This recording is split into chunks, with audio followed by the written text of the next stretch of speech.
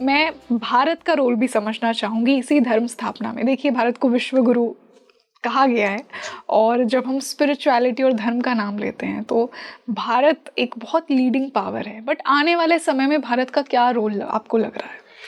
देखिए, भारत को अगर हम विश्व गुरु के दृष्टिकोण से देखते हैं तो भारत विश्व गुरु कैसे बनेगा? क्या इकोनॉमी के आधार पर बनेगा? क्या पॉपुलेशन के आधार पर बनेगा?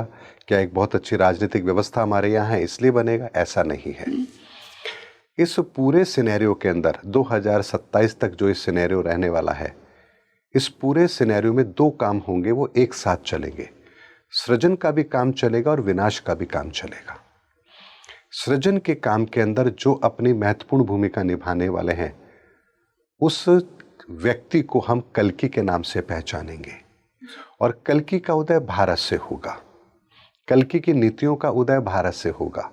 संपूर्ण विश्व को इस विनाश के बाद एक नए रास्ते की ओर अगर कोई लेकर जाएंगे तो वो कल्कि लेके जाएंगे।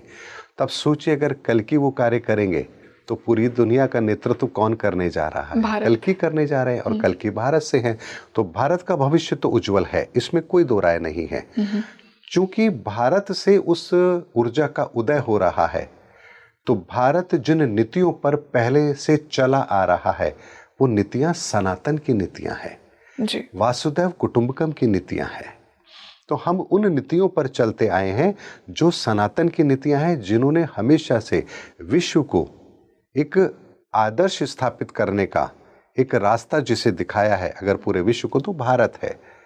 हम राम को फॉलो करते हैं, हम कृष्ण की नीतियों को फॉलो करते हैं, ये सब भारत से ही है। तो ऐसे में कल्कि का उदय जो होगा वो भारत से ही होगा।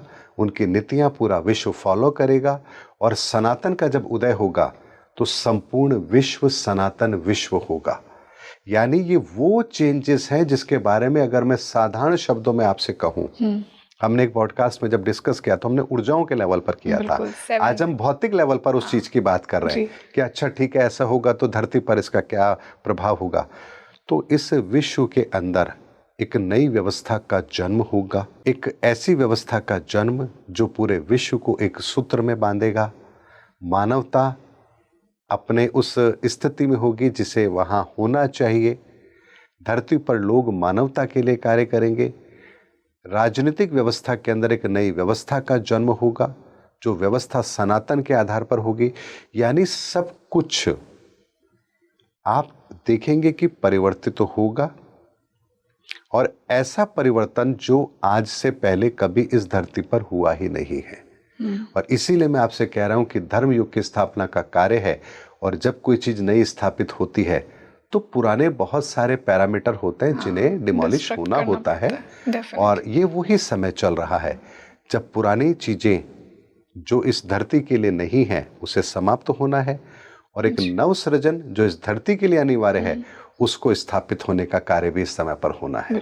बहुत तो आने वाला समय भारत का है, भारत के उस सिद्धांतों का है जिन सिद्धांतों को हमारे वेदों के अंदर, शास्त्रों के अंदर बहुत स्पष्ट शब्दों में कहा गया है।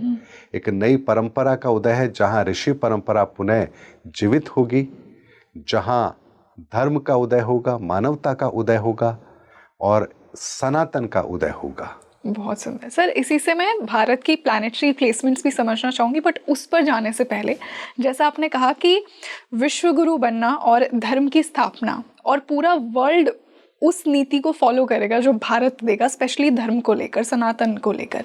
यहीं पर मैं भारत के जो लीडर्स हैं, स्पेशली हमारे प्राइम मिनिस्टर, उनका रोल भी जानना चाहूँगी कि उनका क्या रोल होगा इस धर्म स्थापना में, इस धर्म युग में। उनकी कुंडली क्या कहती है? देखिए, प्रधानमंत्री नरेंद्र मोदी जी की कुंडली तो मैंने बहुत अच्छे से देखी है और 2018 से मैंने उनकी कुंडली के लिए बहुत सारे फोरकास्ट दिए हैं और आज तक जो कहा है वो अक्षर अक्षर सच हुआ है जी।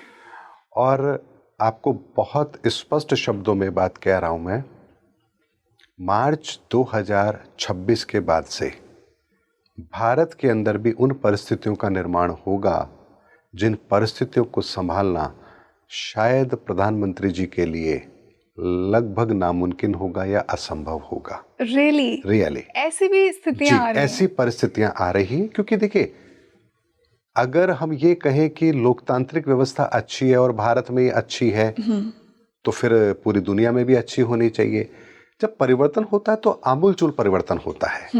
ऐसा नहीं है कि महाभारत का युद्ध हुआ तो केवल कौरव और पांडव, आर्यवर्त के सारे जितने भी राजा थे सब उसमें शामिल हुए और सब ने अपने प्राणों को गंवाया। तो इस समय पर अगर ये युग परिवर्तन की आहट है और धर्म का उदय का समय है, तो भारत के अंदर सारी पवित्र आत्माएं रहती हैं और भारत बिल्कुल दुनिया से अलग है, ऐसा नहीं है।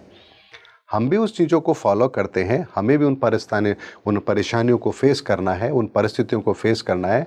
हमारे भी अपने पाकिस्तान के साथ अलग रिश्ते हैं, रशिया के साथ अलग रिश्ते हैं, चाइना के साथ अलग रिश्ते हैं, तो हमें भी उन परिस्थितियों को फेस तो करना है।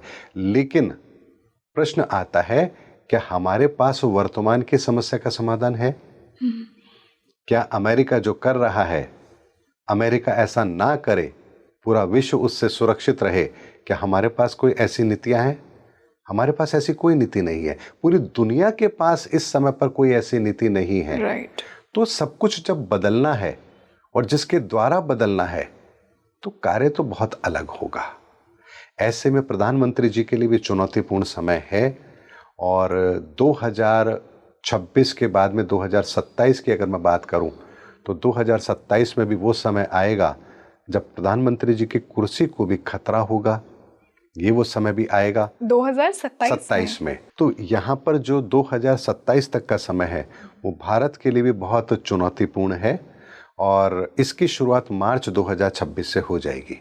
तो परिस्थितियाँ ऐसी बनेंगी जो हमारे लिए भी चुनौतीपूर्ण रहेगी और उस चुनौतीपूर्ण परिस्थिति का हम कैसे मुकाबला करेंगे, ये देखना बहुत रोमांचक रहेगा। तो भारत के लिए क्या चुनौतीपूर्ण परिस्थितियां आपको दिख रही हैं? देखिए, ग्लोबल सिचुएशन बदलेगी तो बहुत कुछ बदलेगा।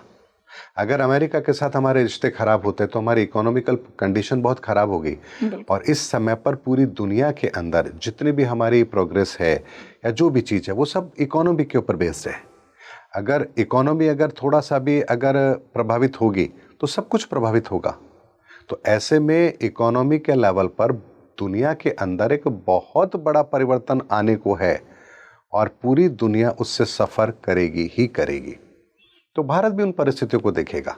सांप्रदायिक अराजकता ये हमारी चरम सीमा पर होगी। हमारे इकोनॉमिकल कंडीशन की बात करूं तो वो भी प्रभावित होगी, रोजगार भी प्रभावित होगा, बहुत सारी चीज़ें हैं, हर चीज़ प्रभावित होगी। अगर बदलना है तो सब कुछ बदलना है जी। और ये बदलाव इतना छोटा बदलाव नहीं है कि जिसे हम आसानी से पार कर जाएंगे। ये बदलाव बहुत बड़ा बदलाव है, विश्व के लेवल पर बदलाव है। ये बदलाव केवल भारत के लिए नहीं है, पूरे विश्व के लिए है। लेकिन सबसे अच्छी बात क्या है? सबसे अच्छी बात यह है कि आने वाले जो समय का नेतृत्व करेगा वो व्यक्तित्व भारत से होगा। ये सबसे बड़ी बात है। और भारत से क्यों होगा? क्योंकि हमने कभी भी सनातन को छोड़ा ही नहीं है। बिल्कुल। हमारे धर्म के अंदर जिस सनातन धर्म को हम फॉलो करते हैं, हमने सदैव सनातन धर्म को फॉलो किया है। हमारी नीतियों के अंदर हमेशा सनातन रहा है और इसीलिए भारत की धरती को सदैव महापुरुषों ने, ईश्वर ने चुना है। इस धरती से उन्होंने अपनी लीलाएं की हैं। सारे जितने भी संदेश आज तक जिस युग के भी हम बात करें वो सारे के सारे भारत की धरती से गए हैं।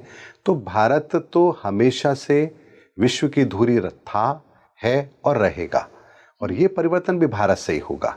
इसीलिए चुनौतियां बड़ी हैं, लेकिन इन चुनौतियों को मैं इसलिए बड़ा नहीं मानता हूं अपने दृष्टिकोण से अगर मैं बात करूं तो, कि परिवर्तन बड़ा है तो चुनौतियां छोटी कैसे हो सकती हैं? बिल्कुल, चुनौतियां भी बड़ी तो होंगी। और जैसा आपने कहा ना मुझे एक पॉडकास्ट में कि प्रॉब्लम उसी को मिलती है जिसके अंदर वो क्षमता हो कि उसे झेल लेगा। सॉल्यूशन जिसके पास होगा प्रॉब्लम उसी के पास जाएगी, समाधान तो वही होगा।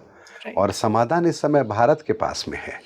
लेकिन वर्तमान के अंदर कुछ भी इतना स्पष्ट नहीं है कि कौन समाधान करेगा, कैसे करेगा।